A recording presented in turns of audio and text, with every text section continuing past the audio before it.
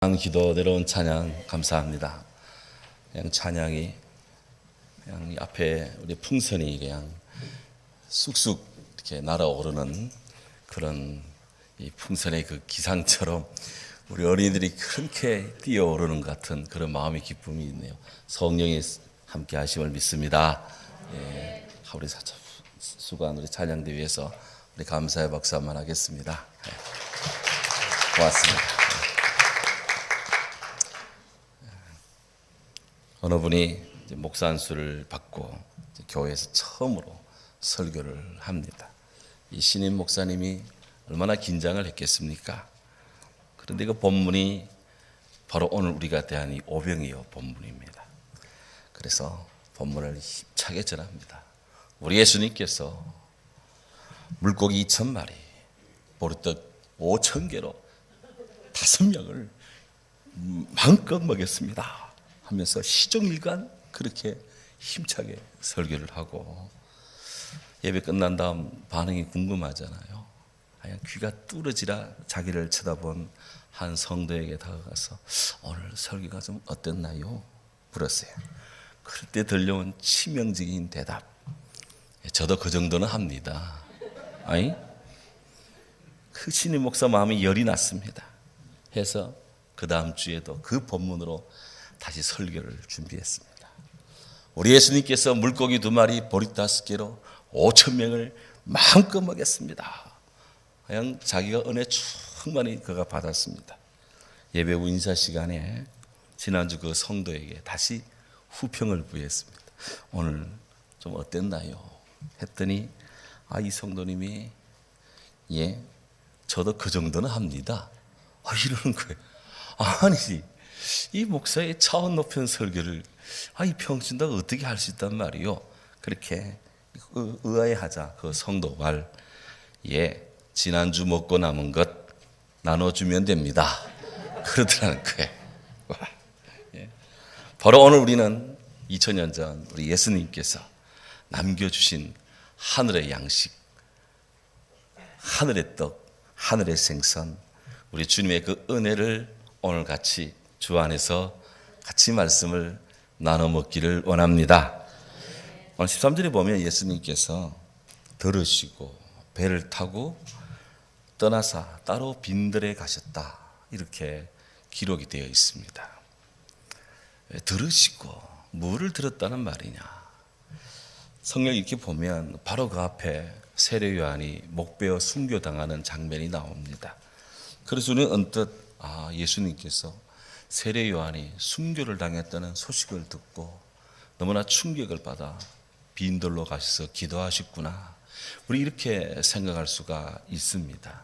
그런데 그게 아니고요, 성경학자들의 깊은 연구에 따르면 예수님의 강력한 이 권능의 소식을 전해들은 헤롯 왕이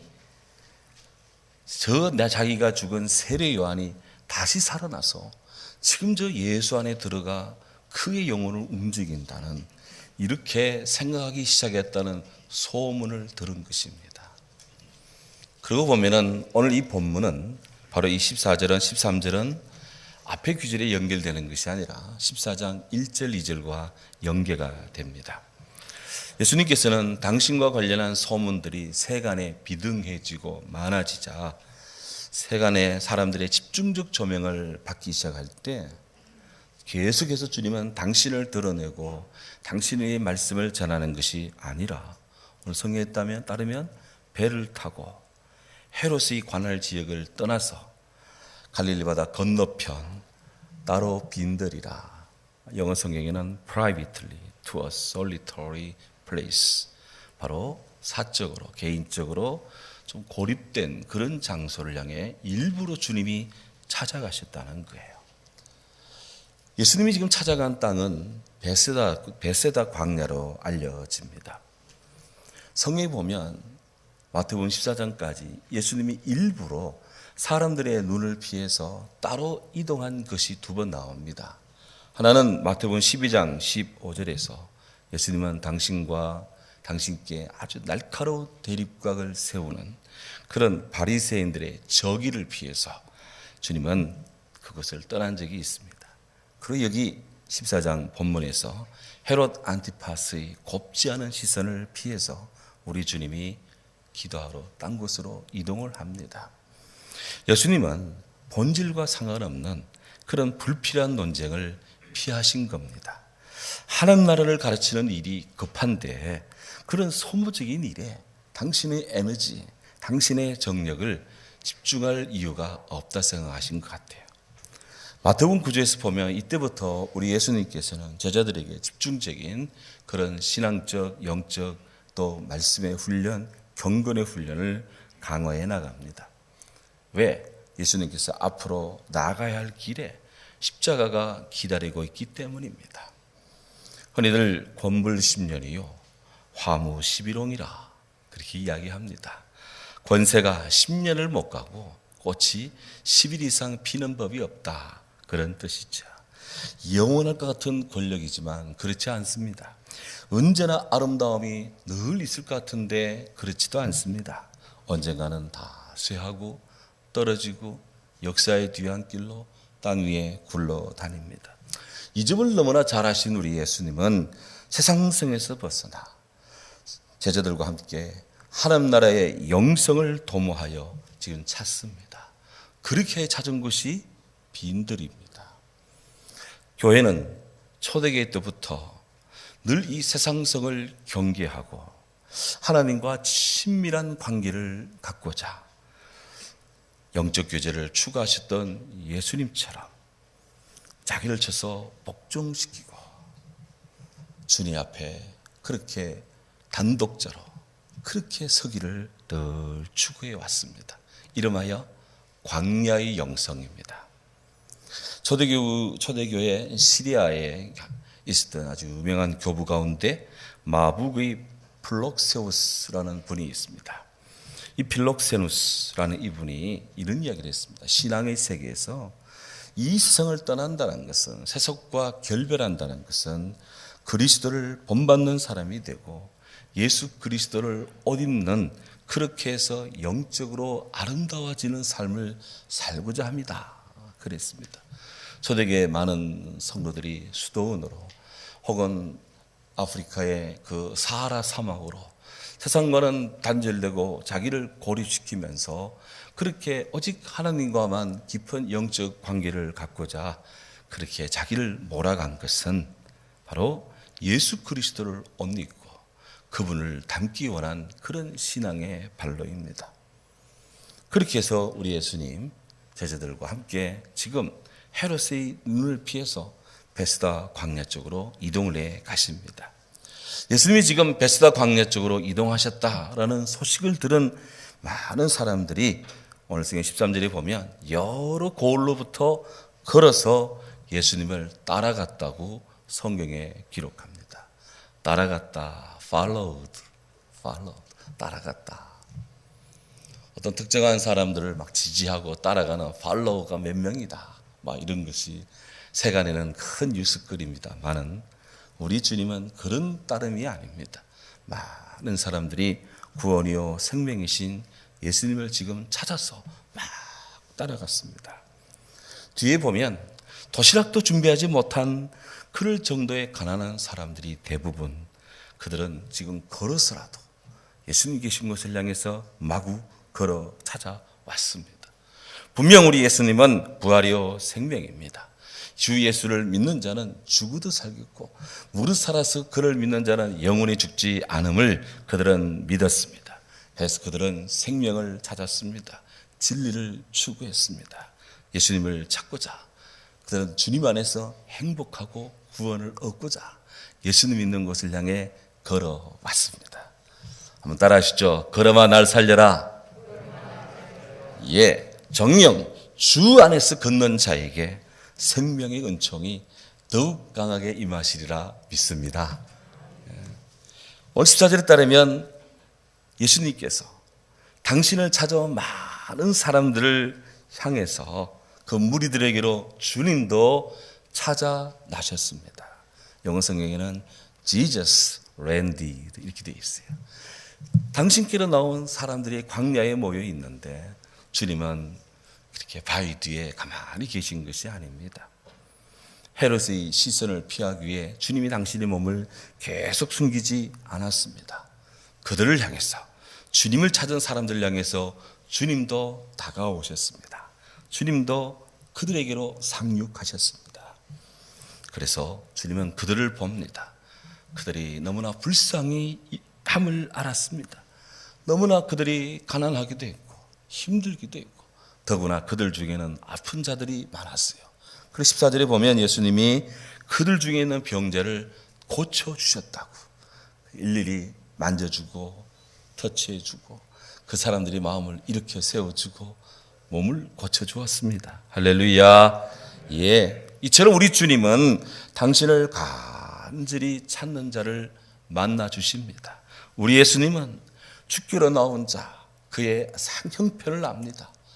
몸이 아픈 자는 몸을 낫게 해주고, 뒤에 봅니다. 먹을 것이 없는 자에게 먹거리를 줍니다. 우리 주님의 사랑입니다. 하나님 이스라엘을 통해서 말했습니다. 그들이 부르기 전에 내가 응답하겠고, 그들이 말을 마치기 전에 내가 들을 것이다. 그랬어요. 그러니까 신앙생활 하면서 예수님을 찾고 주님을 추구하는 것이 얼마나 귀한 줄을 우리 모두 압시다. 오늘 16절 15절에 되면 어느새 시간이 저녁 시간이 되었습니다. 저녁이 되었다. 오프시아스 헬라어로 저녁이 되었다. 몇 시쯤 되었을까? 유대인들은 저녁 시간대를 크게 두 등분합니다.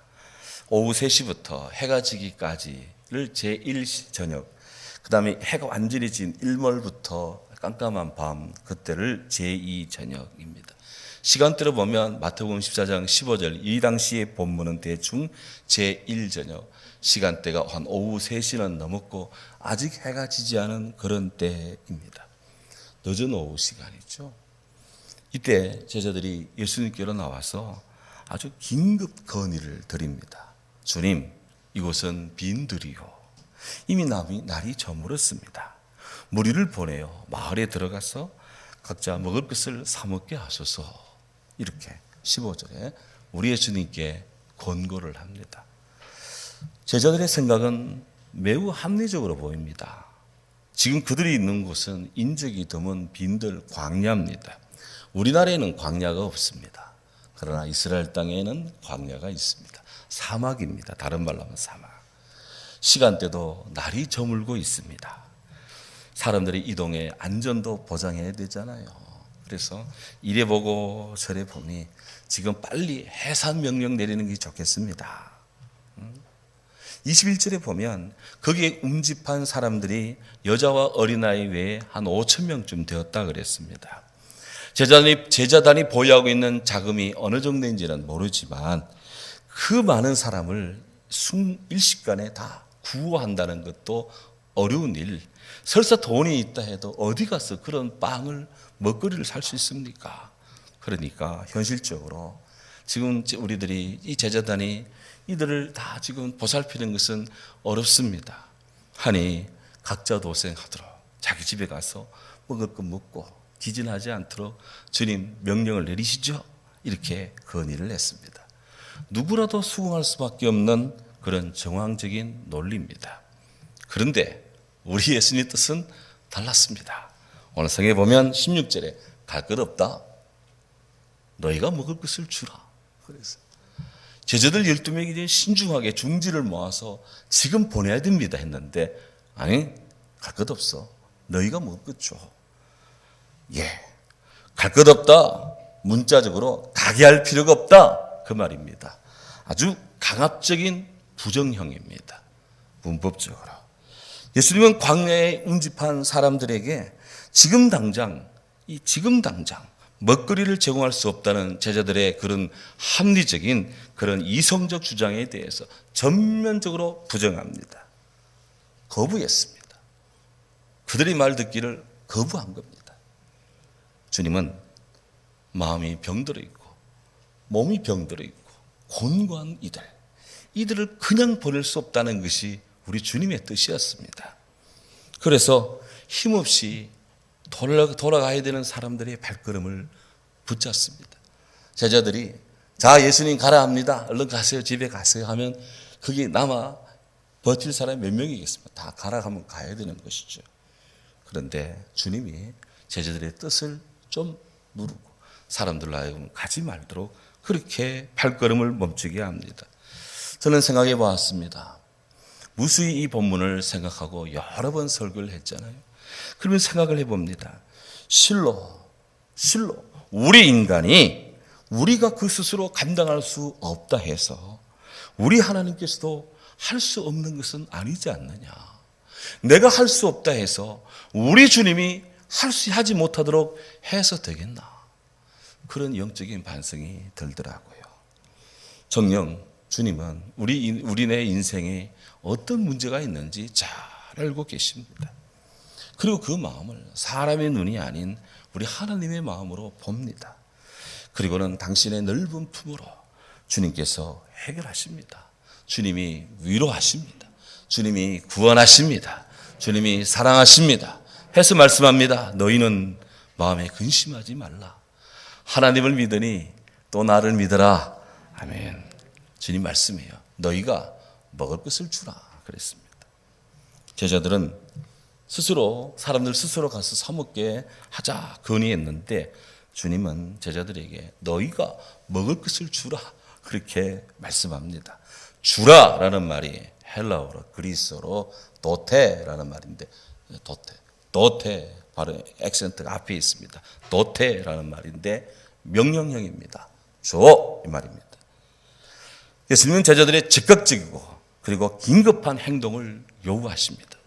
경제적으로 풍요롭지 못했던 제자들에게 이 광야라고 하는 최악의 입지 조건에서 수많은 사람들이 갑자기 그들의 능력으로 음식을 대접해야 될, 그것도 지금 당장 수행해야 될 의무가 주어졌습니다. 우리 성도님들이 2000년 전 그 베스다 광야에 서 있는 제자들이라면 어떤 마음을 갖겠습니까? 이 순간에. 과연 우리 예수님은 우리들의 형편을 전혀 고려하지 않는 그런 무도하신 분이라 그렇게 생각할 겁니까? 저는 그렇지 않다고 생각합니다. 우리 예수님의 손길, 눈길, 발길, 마음길, 주님이 가는 곳마다 해결되지 않는 문제가 있었습니까? 고침받지 못한 자들이 있었습니까? 대저 하나님의 모든 말씀은 능치 못함이 없느니라. For nothing is impossible to God. 우리 하나님께는 불가능이 없다. 이 말입니다. 주님께서 갈 것이 없다. 너희가 먹을 것을 주라. 라는 이 예수님의 말씀은 지금 굶주려 있는 저 백성들, 저들에게 지금 소위 주의 제자라고 하는 자들, 그들이 해야 될 일이 있다는 거예요. 소위 목회 돌봄, pastoral care라고 하는 목회 돌봄을 해야 된다는 겁니다. 주님은 당신이 지금 행하실 하늘의 기적을 목도하는 그런 이 사람들, 제자들과 그 사람들에게 하나님을 의지하는 신앙심을 지금 갖도록 지금 이런 제동을 거셨습니다. 제자들로 하여금 그들이 돌봐야 될 주의 무성도들의 삶의 여러 형편들을 개선하고 양식이 풍성하게 경제적으로도 유복하게 사람들의 의식을 개선하고 더불어서 하늘의 양식인 주의 말씀을 잘 공급해서 성도들로 하여금 영육간에 강건하고 풍성하고 은혜롭고 든든하도록 하는 것이 일체 주의 복음의 은총이고 제자들이 해야 될 일이고 교회가 감당해야 될 일이라는 것을 지금 말씀을 합니다. 그래서 갈 것 없다. 너희가 먹을 것을 주라 했습니다. 결과적으로 누가 주십니까? 주님이 떼어주셨습니다. 제자들은 받아서 나눠주는 겁니다. 지금 주님이 일하기를 원하시는 겁니다. 우리 모두 주께서 우리 삶의 현장에서 일하도록 주여 일하여 주시옵소서 구하고 주를 믿는 우리 성도들 되어야 될 줄로 믿습니다. 오늘 제자들이 보고합니다. 17절에 주여. 그런데 우리 가진 것은 이것뿐입니다. 보리 5개, 물고기 2마리. 이게 다입니다. 요한복음 9장 6절에 보면 그것마저도 제자들이 가지고 있던 게 아니에요. 한 어린아이가 제자 안드레한테 제가 가진 이것이 다인데 이것 예수님께 드리면 안 돼요? 라고 가져온 것이었습니다. 여기 한 어린이가 안드레 이 제자를 통해서 예수님 손에 들여진 이 보리또 5개의 물고기 2마리, 그것이 오늘날 우리가 늘 좋아하는 먹음직스럽고 덩치가 커다란 그런 빵 덩어리가 아닙니다. 물고기도 살이 토실토실한 아주 그런 고급 생선도 아니었습니다. 우리말로 떡 5덩이라고 번역되니 떡, 그리스어로는 아르토스, 히브리어로는 레햄이라고 하는데요. 이 빵은 밀기울이 아주 제거가 되지 않은 그런 빛깔이 검은 소맥분입니다. 그러니까 한마디로 검은 거친 빵입니다. 이것을 일반 유대인들은 주식으로 삼습니다. 크기는 지름이 한 15cm, 두께는 1.5cm 정도 두툼한 그런 것입니다. 여기에 이스트 넣고 해서 이거를 부풀려서 구워 먹습니다.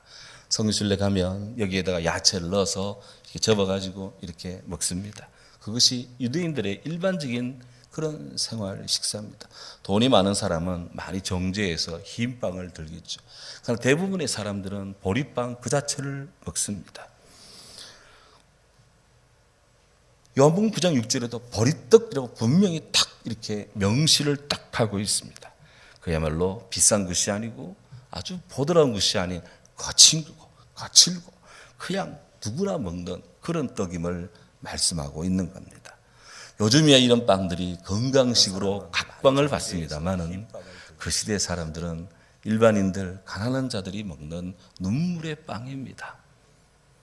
여기 물고기, 갈릴리에 서식하는 일반적인 물고기, 틸라피아라는 물고기, 성지순례 가면 소위 베드로 물고기라고 하는 손바닥만한 이런 물고기, 이거 튀겨서 그렇게 먹는데 일반 서민들에게 단백질 주 공급원이 되기도 합니다.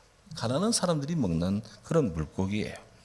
생각해 보십시오. 보리또 5개, 물고기 2마리. 돈으로 치면 얼마 되겠습니까?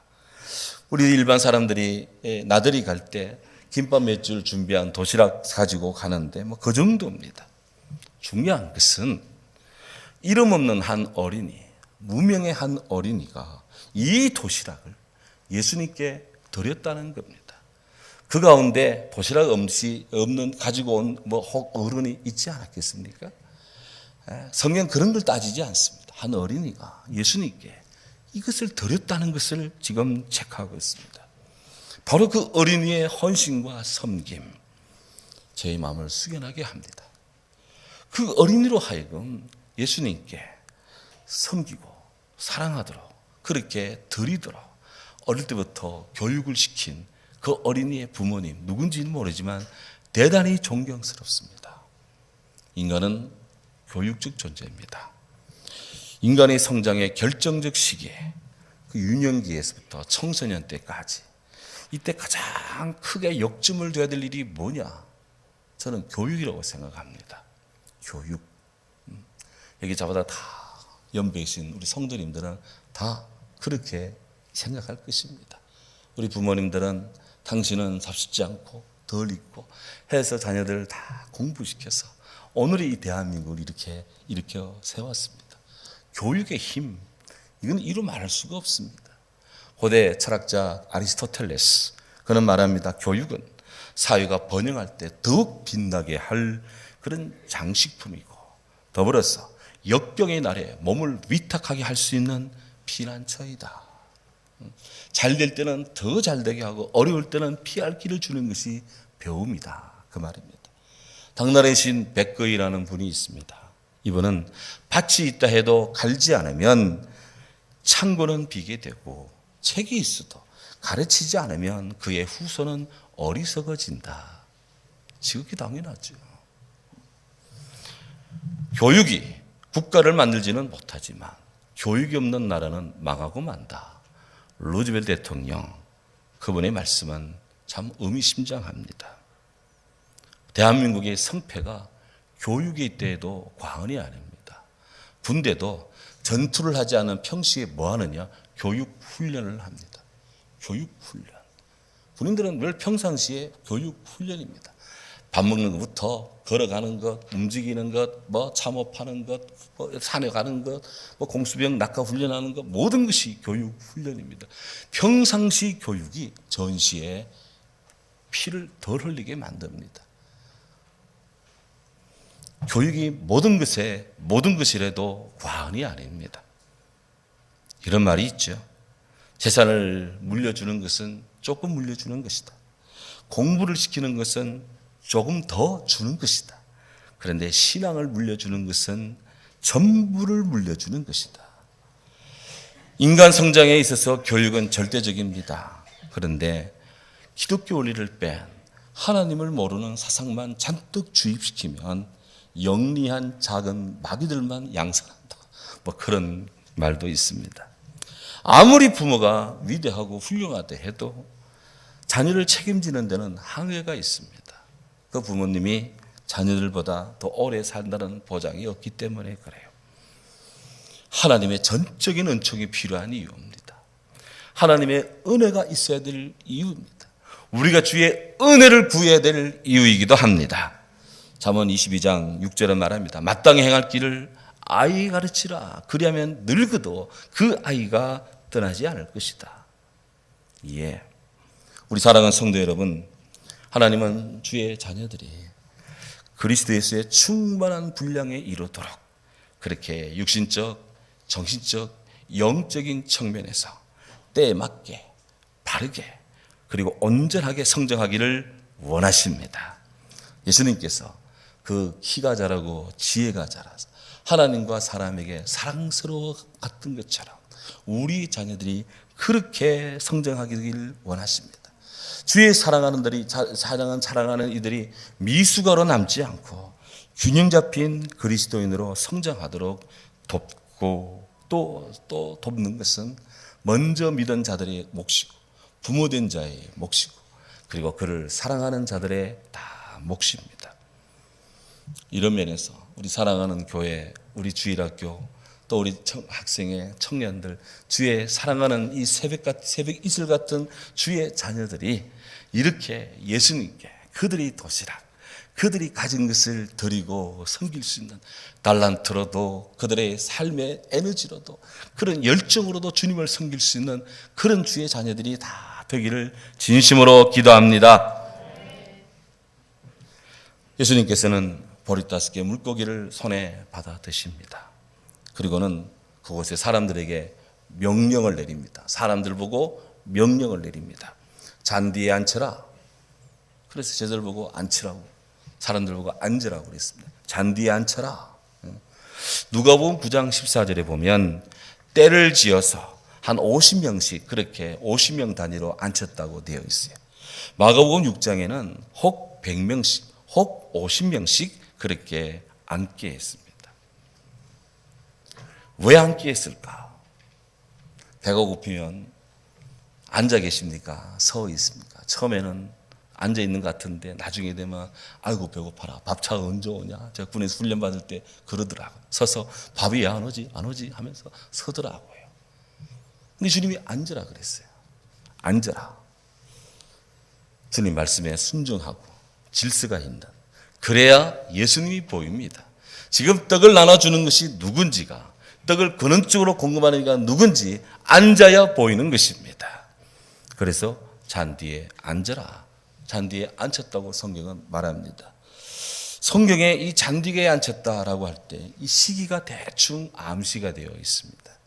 이스라엘 땅에서 푸른 잔디가 왕성할 때, 우리는 지금 밖에 나가면 얼마나 산천에 아름다운 연록색 이 초록 이파리가 쫙 나오는지 정말 막 찬란하고 막 입에 막 감탄사가 절로 나오는 이 실록의 계절이 오울이 왔는데, 유대 땅에는 이런 푸르름이 언제 충만할까? 1년 내내 충만할까? 아닙니다. 3월, 4월에 충만합니다. 3월, 4월경. 이때는 언제쯤입니까? 우리가 신앙의 이 교회력으로 따지면 이때는 사순절 기간입니다. 예수님 부활을 앞둔 40일 동안 그 시간대가 이때입니다. 요 시기, 예수님의 유월절 십자가 부활의 시기가 딱 지나가면 그때부터는 잔디에 푸른 기운이 시들어갑니다. 그리고 건기가 오면서 다 말라버립니다. 허옇게 되는 것입니다. 이 오병이의 기적이 물고기 2마리 버릇 5개로 5,000명 먹고 남는 이 역사가 바로 우리 주님의 순환과 부활의 시간대, 우리 주님의 고난과 부활을 기다리는 신앙의 시간대, 우리로 보면 사순절 기간대, 이때 이루어졌다는 사실은 시기적으로도 뭔가를 주는 그런 영적인 그런 시사점이 있습니다. 우리가 주님의 고난을 기억하고 부활의 소망을 품는 우리들의 성도의 영혼을 땅을 향해 있는 것이 아니라 주님을 향해서 우리가 기민하게 열려있고 감각적으로 주님을 향해서 매우 이렇게 우리가 깨었고 경성해 있을 때, 그때 주님의 은총, 주님의 은혜를 받는 적기라는 것입니다. 항상 주님을 구할 때가 가장 주님의 은혜를 받을 적기임을 믿습니다. 우리가 깨어 있어야 될 이유예요. 우리가 믿음 생활 잘 해야 될 이유입니다. 주님은 사람들로 앉게 한 다음 성경에 있는 것처럼 버릇 5개 물고기 2마리를 드시고 그리고는 하늘을 우러러 축사를 하셨습니다. 하나님께 감사하는 겁니다. 하나님께 축복을 지금 드리고 있습니다. 탈무드는 감사 없이 무엇을 즐기는 자는 하나님께 강도짓하는 것과 같다. 그래 말씀을 합니다. 여기 작은 일이든 큰 일이든 감사가 없는 인생은 미안합니다. 하나님이 주신 은혜를 탈취하는 탈취범과 같다는 거예요. 유대인들은 그렇게 생각합니다. 우리가 뭘 식사를 할 때든 뭘 할 때든 늘 기도하며 먹고 감사한 그 이유가 여기에 있습니다. 유대인들은 가장이 혹 그 집의 대표자가 늘 식사 기도를 합니다. 땅으로부터 양식을 얻게 하시는 우주 만물의 왕이신 우리 주 하나님 감사합니다. 이렇게 하고 그들이 밥을 먹습니다. 저희 집에서 다른 때는 뭐 기도 쉴 때 있어도 식사 때 앞에 두고 기도 없이 밥 먹는 적은 없습니다. 여기다 마찬가지인 줄로 믿습니다. 그냥 각자 묵상 기도가 아니라 소리내서 기도합니다. 저하고 식당 가신 분들은 그 많은 사람들 중에서도 소리내서 식사 기도하고 먹습니다. 그게 어디가 어땠어요? 우리 주님도 그리 하셨는데. 사랑하는 여러분, 제자들은 예수님의 시중꾼입니다. 주님이 떼어주시는 떡을 받아서 사람들에게 이 그룹에게 저 그룹에 부지런히 12명이 말이죠. 부지런히 5,000명이 넘는 수도 없는 사람들에게 이것을 공급합니다. 아마 제자들은 땀 뻘뻘 흘리며 막 뛰어다녀야 했을 겁니다.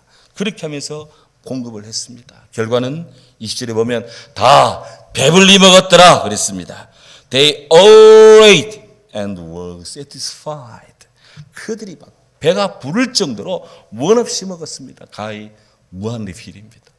제가 이 공짜로 먹는 건 아니죠. 돈 내고 먹지만 무한리필을 되게 좋아하는데 그냥 무한리필이었습니다. 왜? 예수님 방법이거든 이게. 계속 공급을 해 주시는 것입니다. 제자들은 다 배불리 먹고 남은 조각 거뒀더니 12바구니를 거두었대요. 그렇습니다. 우리 주님이 하신 일, 성경에 나오는 하나님의 기적 같은 역사들, 예수님이 행하시는 기적 같은 이런 하늘의 일들, 특징이 하나 있습니다. 바로 사용하고도 남았다는 겁니다.